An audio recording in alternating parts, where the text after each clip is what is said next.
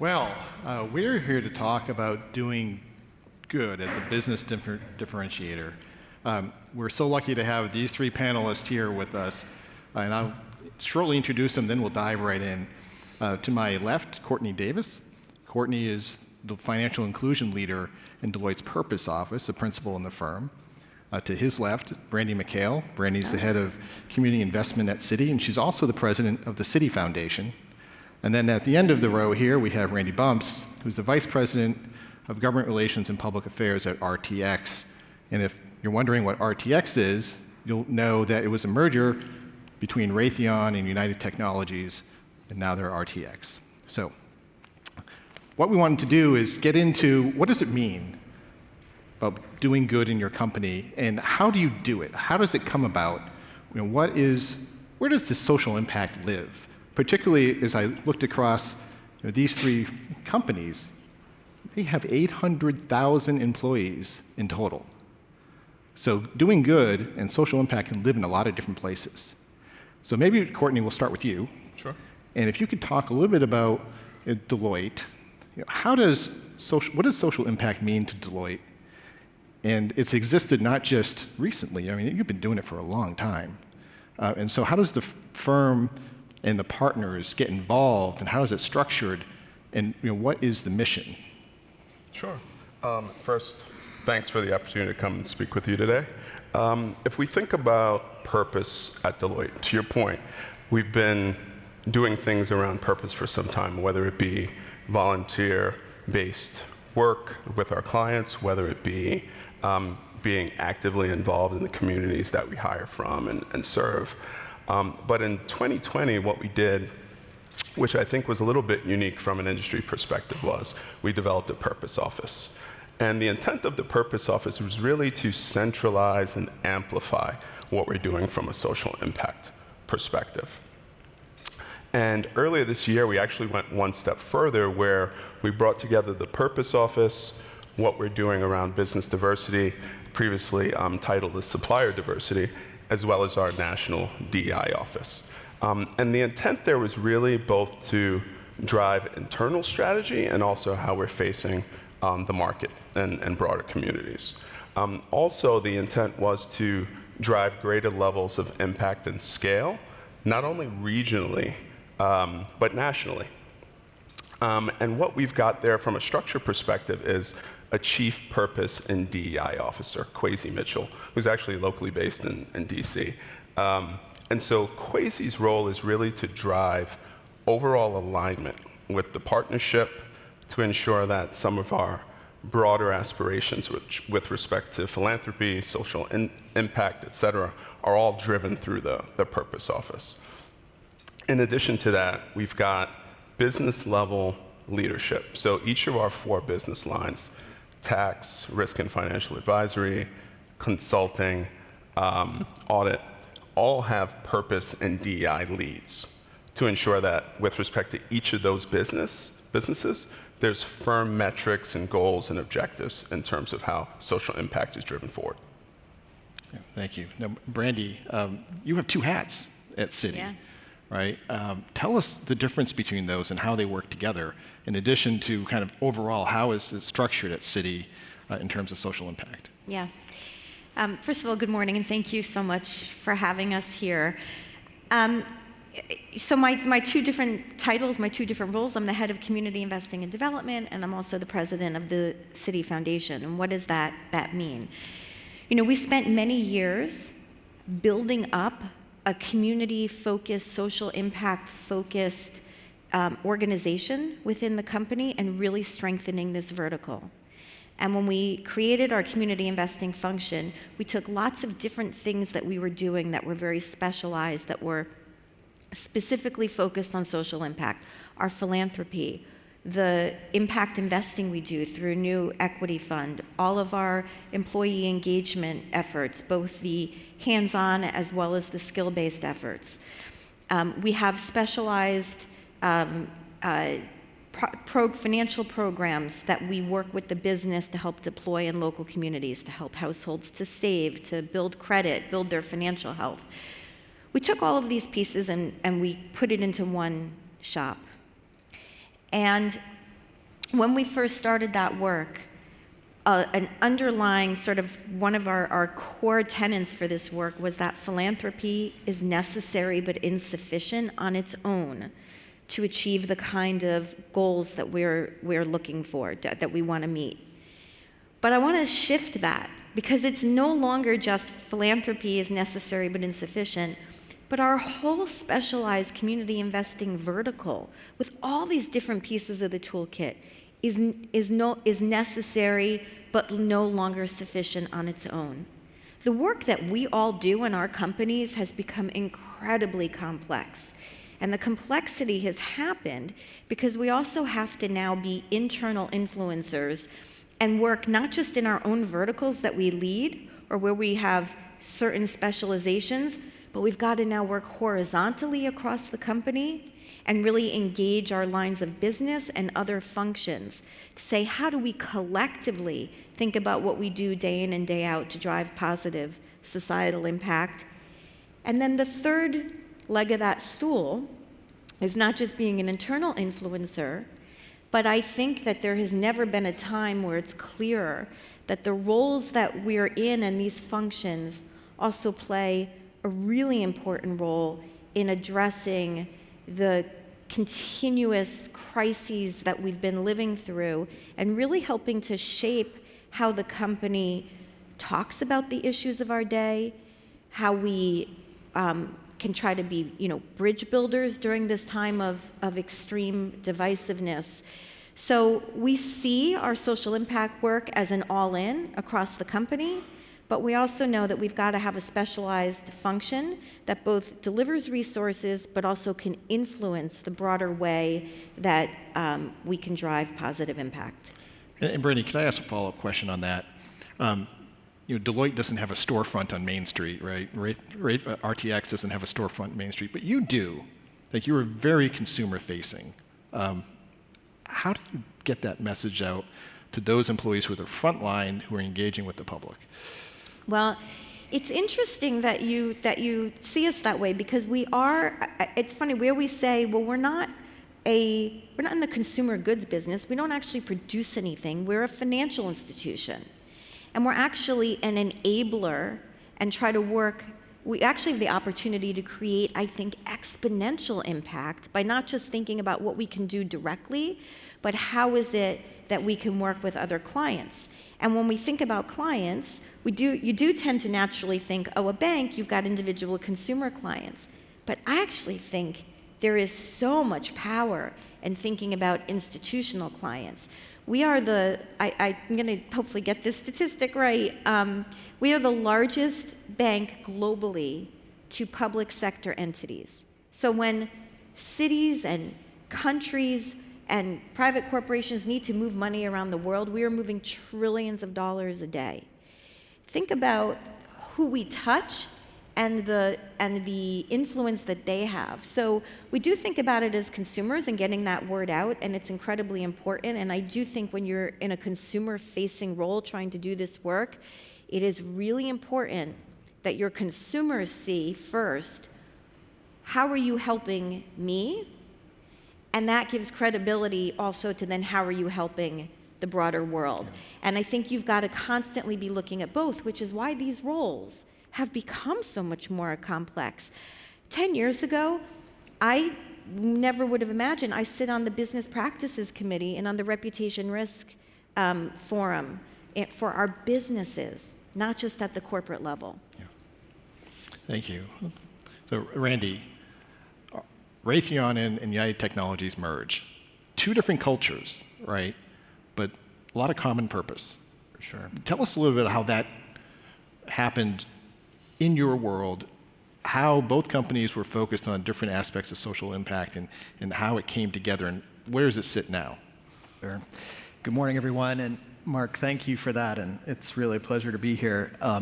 As I'm listening to Brandy in particular just recite sort of the evolution of our work over the last 3 or 4 or 5 years, I'm assuming everybody in this room can identify with the central role that you've been playing in so many of our societal issues and geopolitical issues, but really in the business of your company. And for me, I think that's just such a different experience than I had 10 years ago when I entered the field at United Technologies. Mark has laid this out. We were 2 separate companies, each about a century old, and we merged it was April 3rd of 2020, a perfect moment for any of you who can remember that month.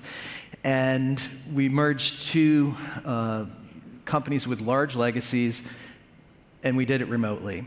180,000 employees spread all around the world, about $70 billion worth of annual revenue.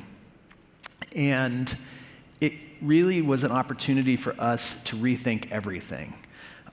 We had 2 existing portfolios of investments, each similarly focused. I mean, we were technology, engineering, commercial aerospace, and defense industry.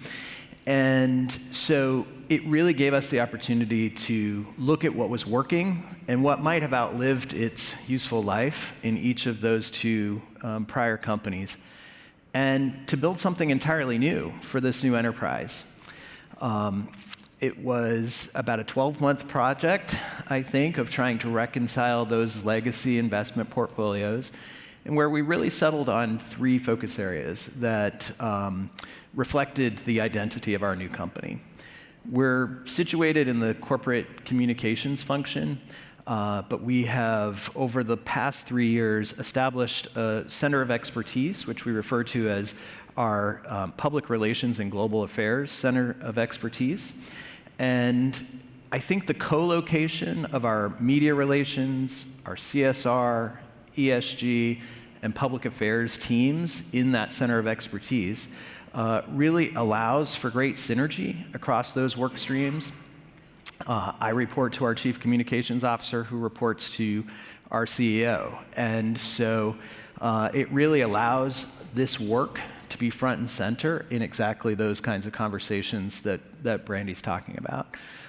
We'll probably get into it. It wasn't all easy, and it's a work in progress. It's really unfinished work, but I think we're making great strides on this journey. Well, let's talk about what's next, right? And how do you prioritize? I mean, there's so many issues out there. So many of you deal with a multitude of them.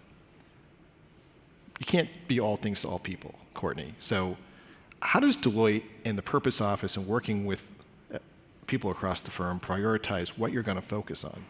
Yeah. Well, we spent a good amount of time thinking broadly about the landscape of different societal issues that we could focus on. I think where we landed was really at the intersection of where we thought we could have the most significant impact and the various capabilities and offerings that we brought to the table. And where we landed were 3 areas of focus. One is around education and workforce development. The second is around financial inclusion and equity. And then the third is around, and then, excuse me. We've got some water here if you need it. No worries. It's like I was not expecting the frostbite I got when I came up to DC. Sorry, so but apologies. no one was, right? The frosting. And then the third is health equity. Yeah. And so if we think about the clients that we serve, the capabilities, the offerings, where a good portion of our people are situated, those seem to be the 3 areas that we'd be able to bring the most to bear if we think about addressing some of the largest obstacles with respect to economic and social prosperity that we're seeing in society. And when you talk about those clients, right, I mean, you have this amazing B2B practice. Mm-hmm. How do you engage them and bring them along the way? Because in many instances, you're ahead of them, right? You've got these expertise in-house around financial inclusion, around DE&I, and they may not, but you have this moment in time where you can help them. Yeah, it's interesting. I think we are honestly thinking about that in a number of different ways. If we think about what we're doing in the Purpose Office, which was really around how do we centralize the dollars that we're spending, the time that we're spending on societal impact, we do a lot of pro bono work.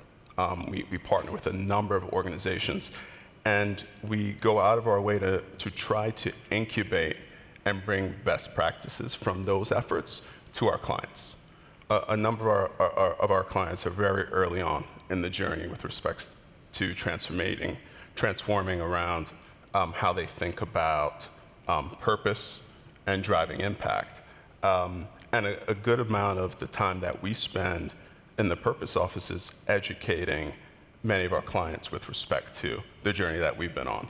I would say, and I think I mentioned this a little bit earlier, but we've got leads within each of our businesses around purpose and DEI, and they are very much focused on thinking through what are the business-specific metrics, goals, aspirations, and client-related issues, and how they connect with the home Purpose Office in terms of being able to help their clients along that journey. Thank you. And Brandy, I mean, cities in so many different countries around the world, most U.S. states, you've got 250,000 employees. How do you prioritize, the needs out there and what city can address? Yeah, I mean, I think we all recognize that focus is absolutely critical to effectiveness, but we are living in a moment where I think that we're learning, we're developing new skills and kind of new muscles that we have to flex, because we're having to balance in these roles focus and staying focused on our strategic priorities while also being able to respond to a whole set of crises that are occurring.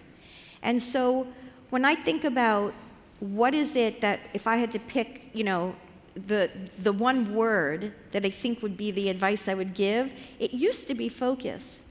Now it's actually versatility.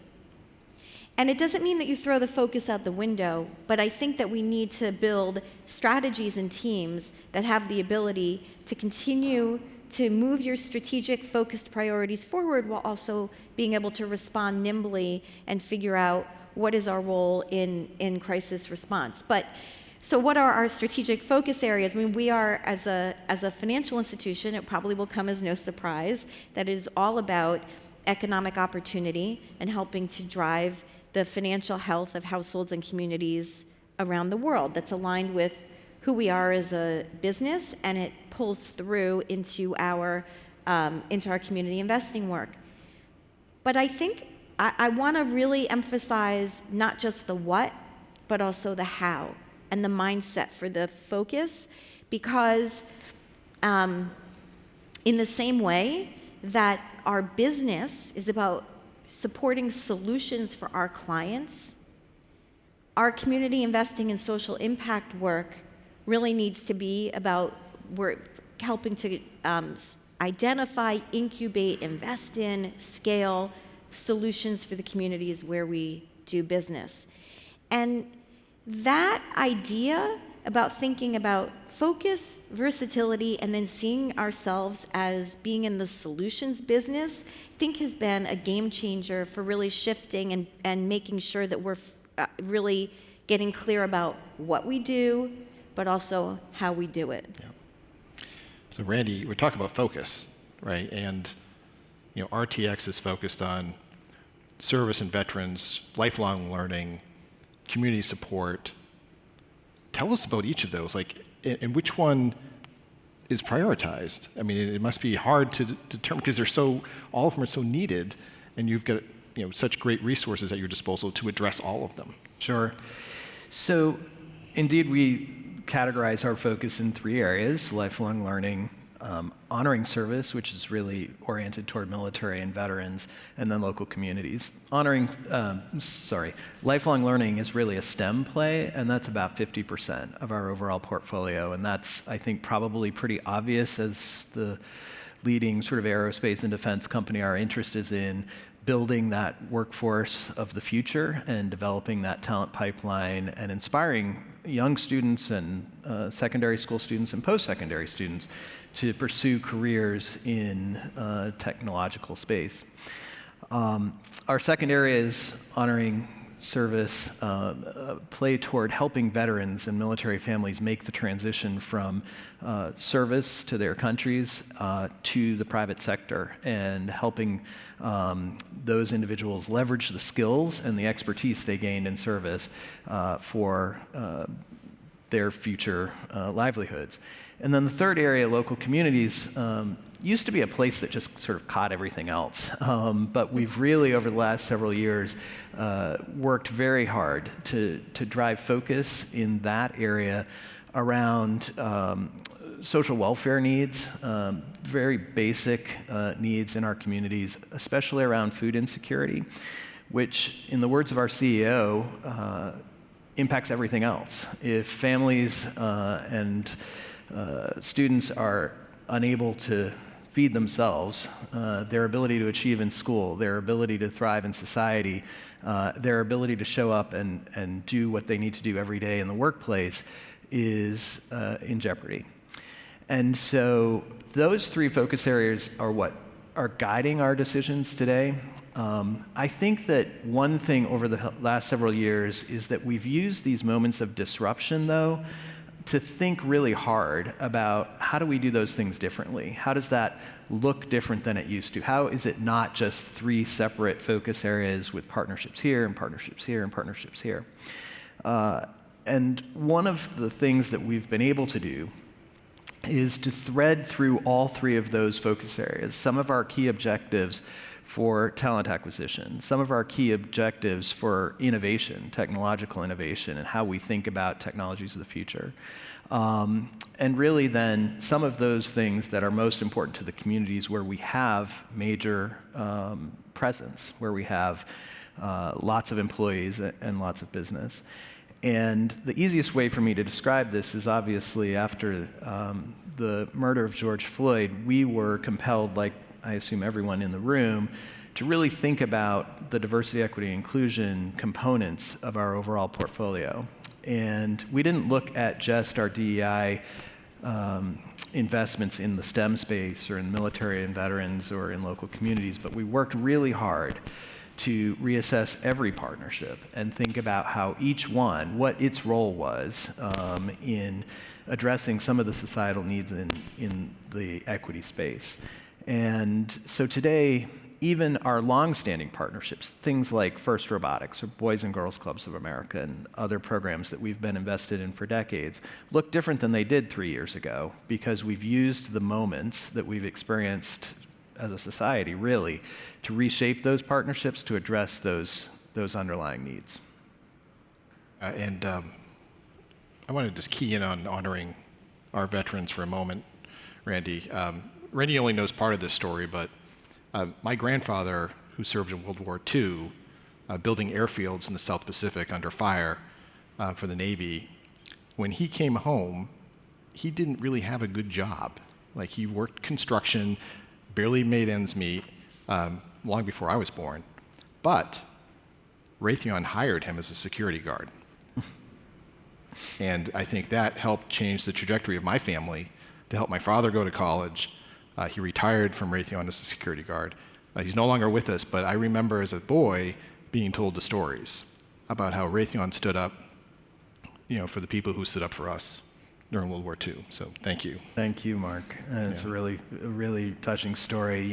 Our work in this space has been really focused on those transitions, and whether it's Student Veterans of America, where we're working with students to establish chapters of veterans on college campuses to actually make a veteran's on-campus experience similar to the on-campus experiences of traditional students, or our partnership with the Mission Continues as an example, where the Mission Continues is establishing public service platoons, basically returned veterans who are meeting the social needs in their local communities through these platoons, where we can send employees who are non-veterans to work alongside veterans in local communities to build capacity on service projects.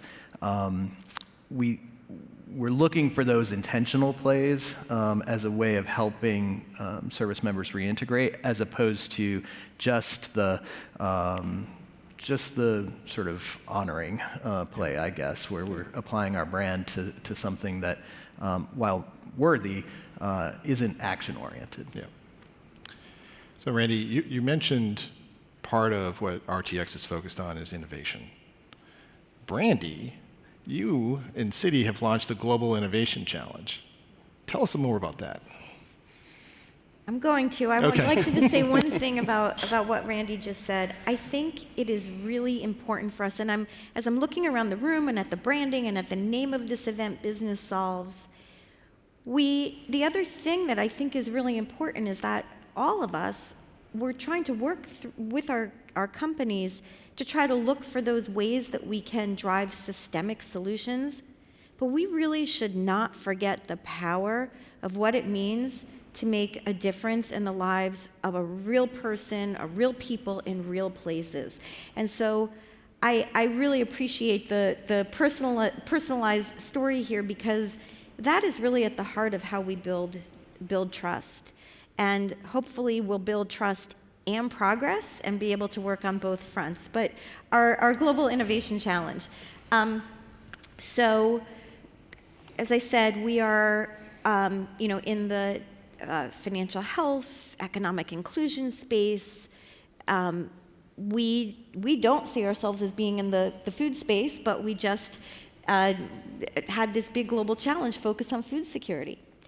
Our CEO recently gave a talk and said the S in ESG is really, the S now stands for security, or actually insecurity. And what we began to see is that while we want to help people move up the economic ladder and are trying to build more on-ramps to opportunity and shut down the far too many off-ramps that exist, if households don't have those basic necessities, that is a critical building block. And it's, I've been doing this work for a really long time. And as I step back and I think about what, we've accomplished over the years, it's actually really challenging to think about the fact that we are actually in some ways in a more insecure place than we've ever been. That so many households don't have those basic foundational building blocks. So our global challenge brought us into the food space. Food is the number one thing that households actually spend money on after housing. And so we did this global challenge focused on food security and how to work with a set of NGOs around the world that are both safety nets in their communities, but also working on innovations that can be springboards to that broader systemic change, those moonshot ideas that we're all looking for. The key thing about these projects and programs, and one of the ways that we've shifted, is we're really making sure that we are investing also in those NGOs, in those community-based nonprofits, so they themselves have the capacity to be working on both fronts. We've asked them to take on an awful lot in the world that we live in, and we have to make sure that we are actually providing them and investing in them and structuring the support we give in a way that really enables them. So we've moved a lot to core operating support. We are integrating on top of any financial support a lot of technical assistance and capacity building. And if that's through primarily our grant making, and in our impact investing, through our equity investing work, we are also really focused on going beyond the dollar and really trying to connect these social entrepreneurs to opportunities for additional growth and revenue generation opportunities for their businesses. So you mentioned Business Solves, right? We believe that here at the Chamber, that business is solving, but how do you prove it? How do you measure it? And Courtney, I wonder, Deloitte with 400,000 plus people on the team, you guys are experts at this, right? You're experts at telling other businesses how to do things the right way. But how do you know you've done it the right way? How do you measure that? And how does Deloitte look at those partnerships? And is it are you asking your partners to measure, or are you helping them measure by lending your expertise? I think it's all of the above. I think the challenge when you're looking at a relatively diverse portfolio of impact investments and interventions, the challenge often is that you've got such diversity in terms of the types of organizations that you're working with and the nature of the work that you're doing with them. And so we tend to have a relatively diverse, equally diverse set of quantitative and qualitative metrics that we use. But I think to a point that was made a little bit earlier, we do take an overall portfolio view. So we tend to take a step back and try to look at the broad portfolio of what we're doing and make sure that it broadly is moving in the direction of our impact aspirations. I think this is an area, like many organizations, that we're still trying to solve in terms of, what are the right metrics, standard metrics, unique metrics, really to think about when you talk about social impact, because I think it is a challenge, right? And one that we're continuing to work through. Yeah. I would say one thing. I think two things that we really ground ourselves in with respect to tracking progress and reporting, two things.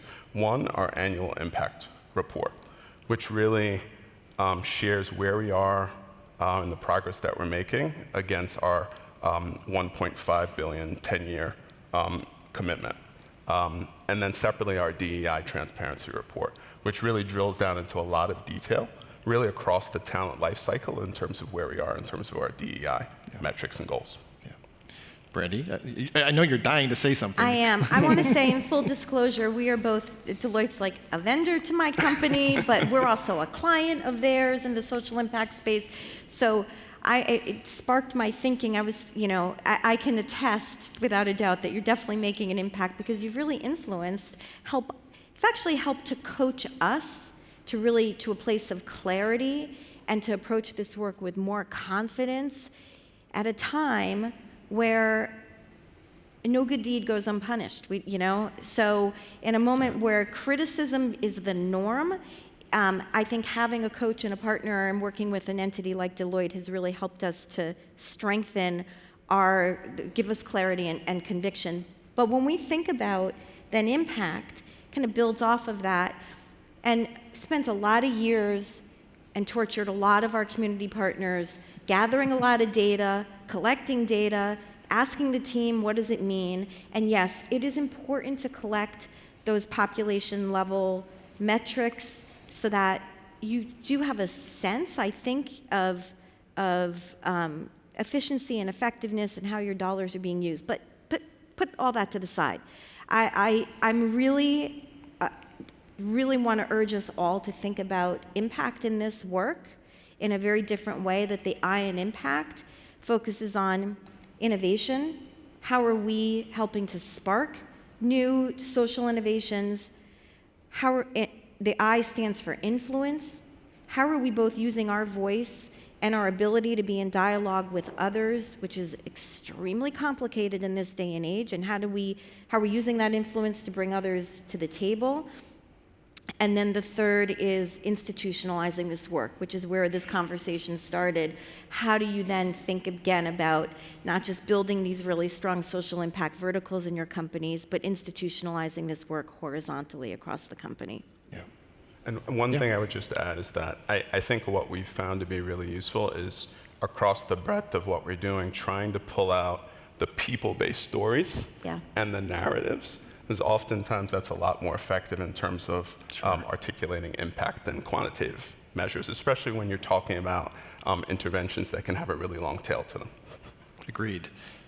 Randy, how do you know you've solved something? Yeah, I'm not sure if you ever do, but I sort of pick up here where Brandy left off. I think another I is intimidating, right? For the people in this room, the practitioners, trying to your point, Mark, get at social impact measurement and to really define it and have it be something that you can feel confident in is a little bit intimidating. And so my message, I think, to everyone here is you just have to start. You have to step into the space, know that impact measurement in this discipline is a journey. And for us, about 3 years ago, we partnered with Mission Measurement and the Impact Genome Project to begin at our signature partner level. So we make hundreds of grants a year, approaching 1,000. And what we agreed was that we would start at the very top, and we would take those largest investments, and we would work with those, let's say, dozen partners on a reasonably detailed assessment of those programs we're funding, just narrowly on those issues that we're looking to impact, and test third-party validation, really, to understand our own confidence that the dollars we were spending were having their intended outcome. What we found really quickly was that a lot of the effort that we were putting into this partnership was actually building capacity in the nonprofits themselves to fine-tune their work and to think differently about the impact that they were aiming to achieve.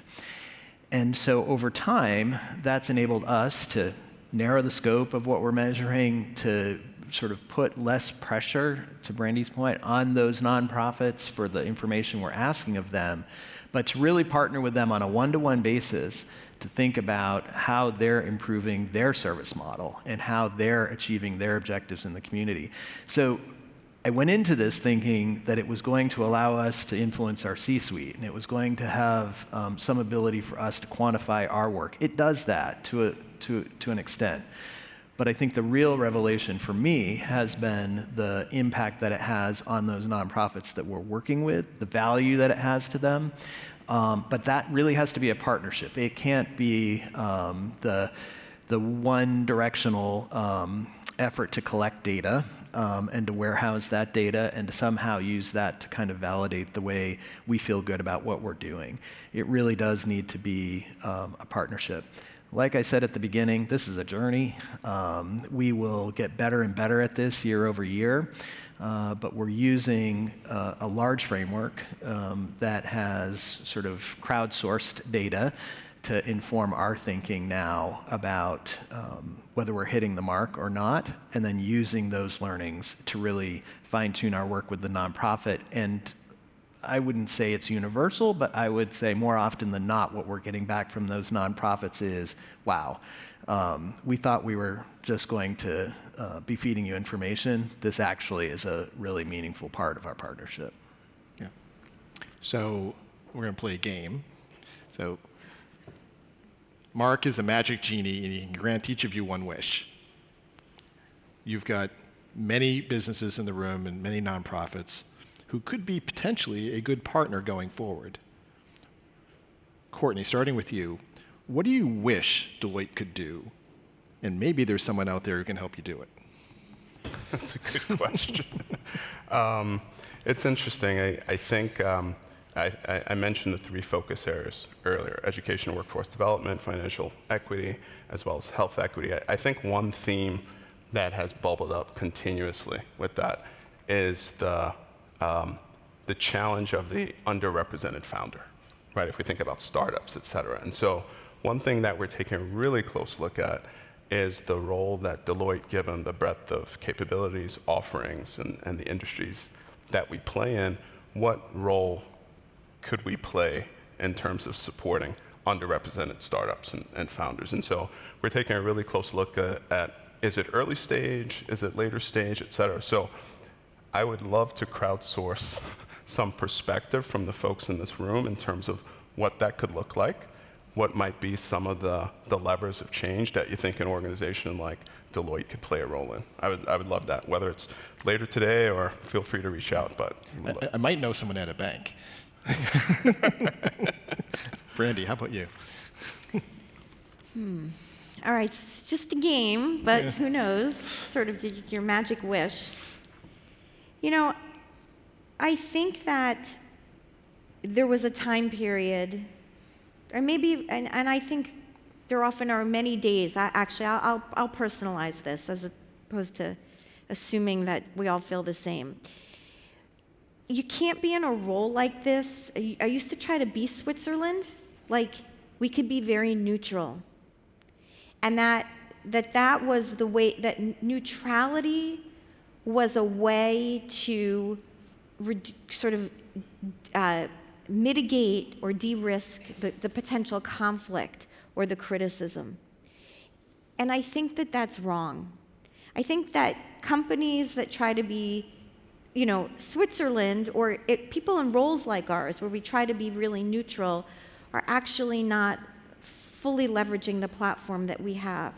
And I'm not talking about us throwing ourselves right into the mix of every single, giant hot lava fiery ball issue that we're facing. I think there's something between being a firebrand and being Switzerland, and that's being a bridge builder. And really seeing how we get out of our echo chambers and really begin to build our skills to be those bridge builders where we can bring different points of view together around a common challenge, or even understanding what the challenges are, and begin to have some small wins where we begin to find that common ground. It's really, really hard, but that is one thing that I would love to see both private philanthropy, corporate social impact organizations doing. One wish to you, Randy. I think that when I first started this work, I thought that our company needed a distinct and separate presence in each one of these partnerships, that I couldn't show up in the same place that my competitors or customers or peers were showing up. And our experience with a couple of our partnerships in particular have proven to me that the only way we're successful in these communities is when we partner with similar, and entirely different businesses to bring capacity to the nonprofit organizations we're working with and with those impacted by those partnerships. I'll give you an example. We have a partnership with NAF, which was formerly the National Academy Foundation. These are career-themed schools within schools. So think of a career-themed academy in a public high school. There are hundreds of these all across the country. And each individual academy in each public high school or in each city where they're located is supported by a business advisory committee. And that business advisory committee might be made up of the three of us plus 3 more businesses. And we're influencing the conversation around curriculum development. We're influencing the conversation around what internship opportunities there are and what ultimate job opportunities there are in these local communities. And so each one of those academies looks different because of the way the business community is involved. And for RTX, we might be sitting alongside our competitor or our customer or a peer in the space to actually contribute to those conversations. And for me, that's just a very different way of thinking than when I came into this practice and thought about how we needed to look different, how we needed to stand apart. I actually think the solution is closer to this latter model where there is this collaboration no matter your business interests, because at the end of the day, we all have the same objective. It's a healthy workforce, it's a secure community, it's a place where our employees can thrive based on the support they feel from those institutions that are important to them locally. Yeah. Agreed. B2B collaboration is one of the things that the Chamber and the Chamber Foundation really focus on across any number of issues, and it works. So we're almost out of time. So we're going to stick to the theme of one. And Brandy, I'm going to start with you. This audience is going to hear a lot today and a lot tomorrow. The audience online is going to get the same information. What's the one thing you want them to remember about Citi in social impact? That we want to be in the solutions business, and that requires us to both be focused on what's happening today, but also keeping our eye on what's happening on the horizon. Yeah. Randy, how about you? I want for folks to see us ready to adapt to the environment that we're facing, for us to take advantage of those moments where there is disruption in your environment. and to use that opportunity to rethink what you're doing and how you're doing it. Don't be complacent. Don't stop, but actually use those moments to recalibrate and to continue to refine what you're doing. Courtney, last word on the panel.